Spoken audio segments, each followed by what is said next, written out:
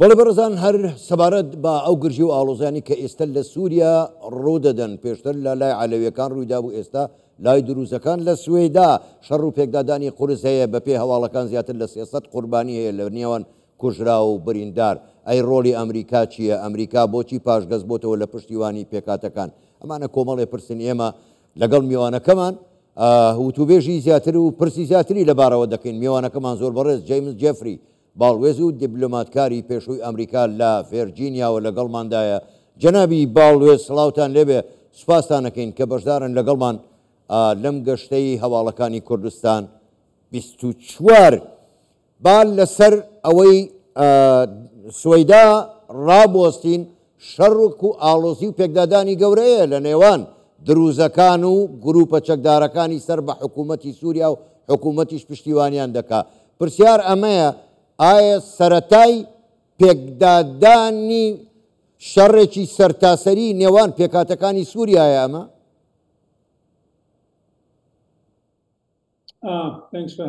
سپاس بۆ بانگێشکردنم لە بڕوایەدانیم کە لەم ساتەی ئێستا بەو شێوەیە تونند و تیژ بێت بەراورد بە چەند مانگی ڕابردوو کاتێک حکوومەت و پێکاتەی دروست پێکدادان لە نێوانیاندا ڕوویدا. ئێستا ئەوەی ڕوویداوە هۆزە بەدەوینیەکانن لەگەڵ پێکاتەی دروست ململانێن لە نێوانیاندا ڕوویداوە. حکوومەت بە مەبەستی ڕاگررتنی شەڕ دەسوەردانی کردووە و لە هەمان کاتیش ئیسرائیل هێرشی ئاسمانی ئەنجامدا. ئێستا حکوومەت لەگەڵ دروست کار دەکات و پەیوەندی لەگەڵدا هەیە بۆی سوێدا بە تەواوی کۆنتترۆل بکات. ئێستا بەشێک لە سەرگردەکانی دروست داوا لە چەکدارانی خۆیان دەکەن لەگەڵ حکوومەتی ناوەندی کار بکات و سەرکردەیەکی دروستەکان زۆر لەلایەکی دیکە داوا دەکات لەگەڵ ئیسرائیل کار. زۆر چاکە بەڕێز جەفری، من لە قسەکانی ئێوە تێگەیشتم ئەوەیە کە ئەمریکا پشتیوانی لە دمەشق دەکات، بەڵام ئێوە هەست ناکەن ئێوە پاشگەز بوونەتەوە لەو بەڵێنانەی، یعنی تەنانەت حکوومەتی دیمەشقیش ینی پاشگەز بوونەتەوە لەو بەڵێنانەی بە پێکاتەکانتاندا دروز عەلەوی کورد بە دیاریکراویش باسی کورد دەکەم. ئێوە بۆ پاشگەز بوونەوە بۆچی هەڵوێستی ئەمریکا گۆڕا؟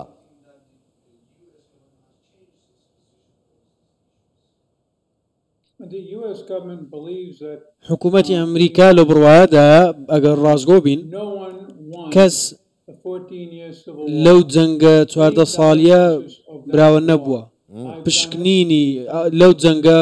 بۆمان بەدەرکەوت ئیدارەی ترامپیش دەزانێت کە هەموو پێکاتەکان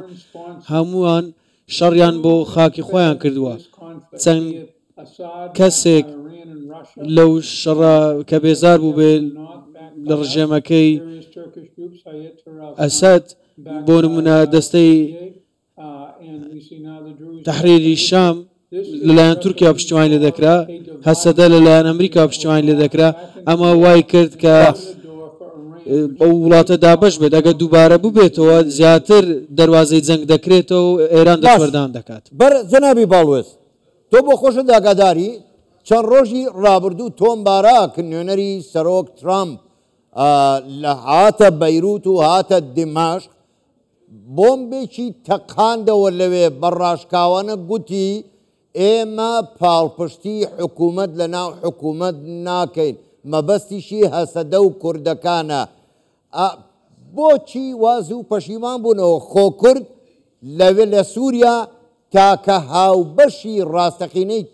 ئەمریکایە، بۆچی لێی پاشگەز بوونەوە لەم هاوبەشە ڕاستەقینەی خۆتان؟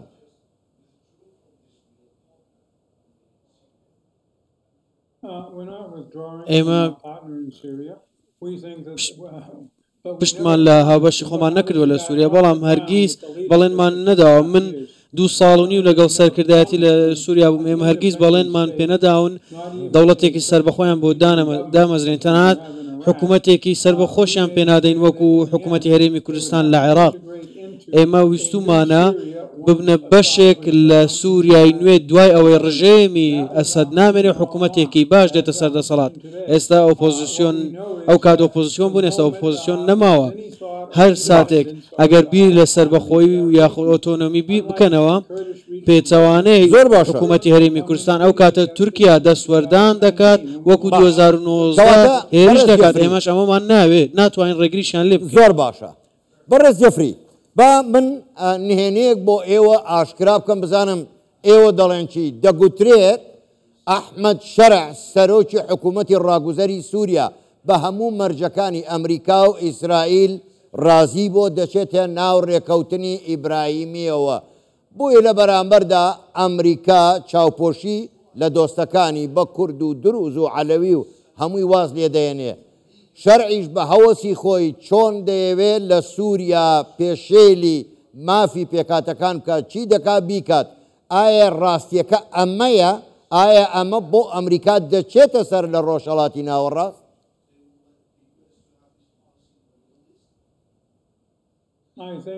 لەو بڕواایەدام ویلایەتە یەکگرتووەکانی ئەمریکا کە داوا دەکات سووریا یەکگرتوو بێ ئێستا سووریا یەکگرتوو لە ڕێگەی دیمەشق و شەرعەوە دەکرێت ئێمە هانی دانوستان دەدەین لەگەڵ گروپ پێکاتە جیاوازەکان ئێمە باشکرامەمان گوتووە مافی کللتور و سیاسی خۆیان هەبێت ئێمە هانیان دەدەین حکوومەتی خۆجێی هەبێت بێەوەی جیاببنەوە هێزی ئەمنی